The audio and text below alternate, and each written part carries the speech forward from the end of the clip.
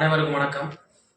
கடந்த 2-3 நாட்களாக ஸ்ரீரங்கம் சட்டமன்ற உறுப்பினர் அருமை அண்ணன் எம் பழனியாண்டி அவர்கள் பத்திரிகையாளர்களை தாக்கினார்கள் என்ற செய்தி ஒரு சில ஊடகங்களிலும் இணையதளங்களிலும் செய்தி வந்து கொண்டிருக்கின்றது.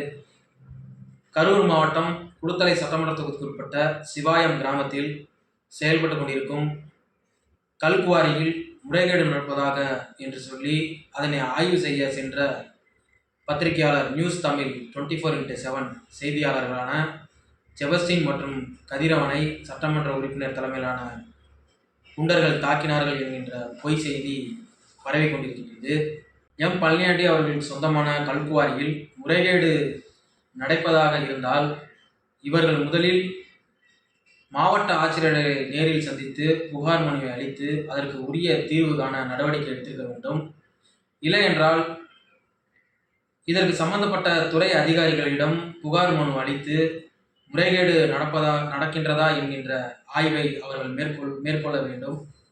இதற்கு எதிர்மறையாக திருநெல்வேலி மாவட்டத்தை சேர்ந்த சுடலைக்கண்ணு மற்றும் திருச்சி மாவட்டம் முசிறியை சேர்ந்த திருமலை ராஜா என்கின்ற நபர்களுடன் சேர்ந்து கொண்டு பத்திரிகையாளர் என்கின்ற போர்வையில் செபஸ்டினும் மற்றும் கதிரவன் ஆகியோர் இணைந்து எந்த ஒரு உரிய அனுமதியும் இன்றி ட்ரோன் கேமரா மூலமாக அந்த கல்குவாரியை புகைப்படம் எடுக்க முற்பட்ட பொழுது அந்த கல்குவாரியில் பணி செய்கின்ற ஊழியர்களால் அந்த முயற்சியை தடுத்து நிறுத்தப்பட்டு உடனடியாக பத்திரிகையாளர் இருவரும் குளத்தலை காவல் நிலையத்தில் ஒப்படைக்கப்பட்டார்கள். ஆனால் இவர்களுடன் சேர்ந்து அங்கே இருந்த சுடலைக்கண்ணு மற்றும் திருமலை ராஜா இருவரும் அந்த இடத்திலிருந்து தப்பித்து ஓடிவிட்டார்கள். யார் இந்த சுடலைக்கண்ணு, யார் இந்த திருமலை ராஜா என்கின்ற உண்மையான செய்தியை கரூர் மாவட்ட காவல்துறை உரிய விசாரணை நடத்தி பொய் செய்தியை பரப்பி கொண்டிருக்கின்ற நியூஸ் தமிழ் 24x7 செய்தி சேனல் மீதும் பத்திரிகையாளர்கள் என்று சொல்லக்கூடிய செபஸ்டின் மற்றும் கதிரவன் மீதும் உரிய நடவடிக்கை மேற்கொள்ள வேண்டும்.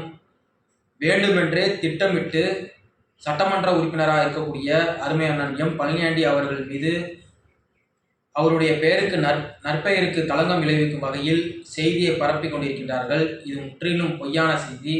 இதனை வீரமுத்திரையர் முன்னேற்ற சங்கம் வன்மையாக கண்டிக்கின்றது. கடந்த ஜூலை மாதம் சட்டமன்ற உறுப்பினர் எம் பழனியாண்டி அவர்களுக்கு தொலைபேசி மூலியமாக தொடர்பு கொண்ட சுடலைக்கண்ணு என்கிற நபர் நீங்கள் நடத்துகின்ற கல்குவாரியில் முறைகேடு நடப்பதாக கூறி பணம் பறிக்கும் நோக்கத்தோடு அவரிடம் தொலைபேசியில் உரையாடினார்.